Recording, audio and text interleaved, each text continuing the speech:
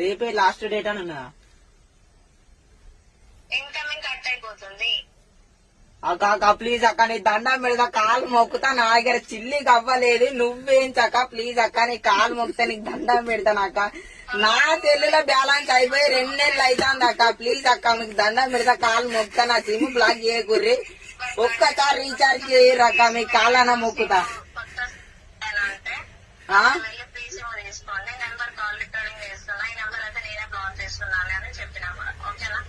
Black చేయకురాక, నీ కాలు మొక్తా, నీ దండం పెడతా, నీ భాషను అయితే అక్క, నాకైతే రీఛార్జ్ చేయక్క ప్లీజ్ అక్క.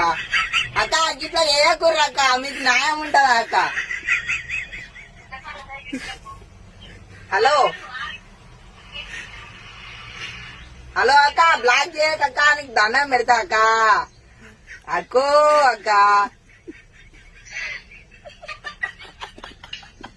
అక్క నవ్వుడు కాదక్క, రీఛార్జ్ చేయక్క, నీకు దండం అన్న పెడతా, నీకు పుణ్యం ఉంటది అక్క.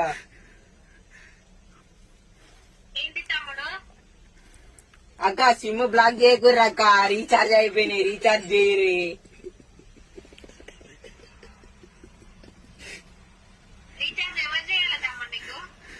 అక్క మీరు చేయరక్క ప్లీజ్ అక్క, సంత తమ్ముంది అనుకోర్రక్క. ఎందుకక్క ఇట్లా ఫోన్లు చేస్తారు, సిమ్ బ్లాక్ చేస్తానమని చెప్తారు కానీ రీఛార్జ్ మరి తమ్ముడు ఇట్లా కష్టాలలో ఉన్నాడని తమ్ముడికి రీఛార్జ్ చేయరక్క, ఇదేమన్నా న్యాయమేనా?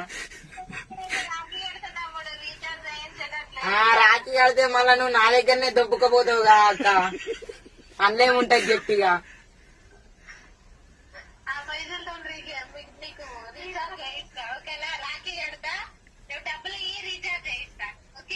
నేనే బుచ్చే బతుకుతానక్క, నీకే డబ్బులు ఇవ్వాలక్క, నాకు రీఛార్జ్ చేయక్క. ఇది ఏందక్క టార్చరు?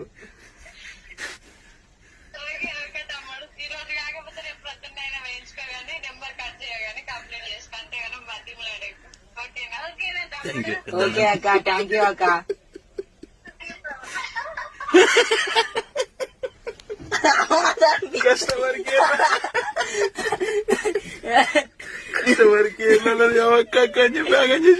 మెల్లమెల్ల డీల్ చేయాలి మరి. సిమ్ బ్లాక్ చేస్తే దగ్గర 5-6 నెలలు అవుతుంది, చిల్లి కవ్వ కూడా లేవు, బ్యాలెన్స్ కూడా నేను ఇస్తలేను. పెద్దలు అయ్యాడు కాదు బా, మంచిగా నా తందలా నేను ఉన్నప్పుడు ఫోన్ లో బ్యాలెన్స్ అయిపోయినాయి. ఫోన్ లో బ్యాలెన్స్ అయిపోకూడదు, దాని తప్పు. నేను పైసలు వేయించిన, నెల అయింది అయిపోయినాయి, మళ్ళీ నా దగ్గర పైసలు నెల అది అర్థం చేసుకోవద్దా?